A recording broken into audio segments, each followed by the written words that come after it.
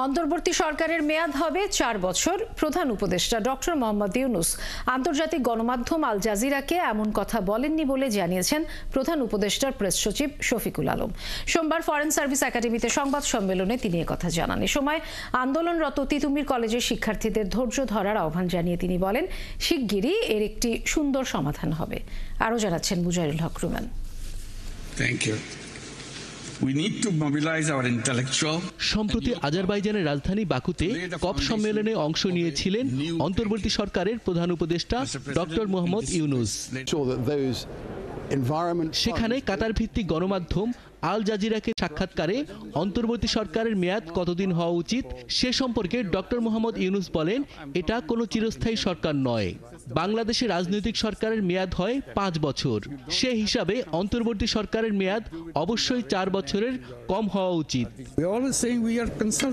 আমাদের লক্ষ্য হচ্ছে যত দ্রুত সম্ভব অন্তর্বর্তী সরকারের কাজ শেষ করা।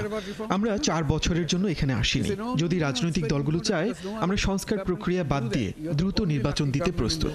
সোমবার সংবাদ সম্মেলনে সাংবাদিকদের প্রশ্নের উত্তরে প্রধান উপদেষ্টার প্রেস সচিব জানান, সাক্ষাৎকারে প্রধান উপদেষ্টার বক্তব্য স্পষ্ট। প্রধান উপদেষ্টা অন্তর্বর্তী সরকারের মেয়াদ 4 বছর করার কথা বলেননি। 4 বছরের রেফারেন্সটা আসছে। আপনি জানেন কিছুদিন আগে কনস্টিটিউশন কারো ডিমান্ড ছিল যে পার্লামেন্টটা 4 বছর হোক, ঠিক না? সেই আলোকে একটা গভর্নমেন্টের ক্ষেত্রে এটা আসছে, এটা not to the interim government. এ সময় তিতুমির কলেজের শিক্ষার্থীদের আন্দোলন সম্পর্কে প্রশ্নের জবাবে তিনি শিক্ষার্থীদের ধৈর্য ধরার আহ্বান জানান। শিগগিরই এর সুষ্ঠু সমাধানের আশাবাদও জানান তিনি। আপনাদের সাথে অবশ্যই কথা হবে।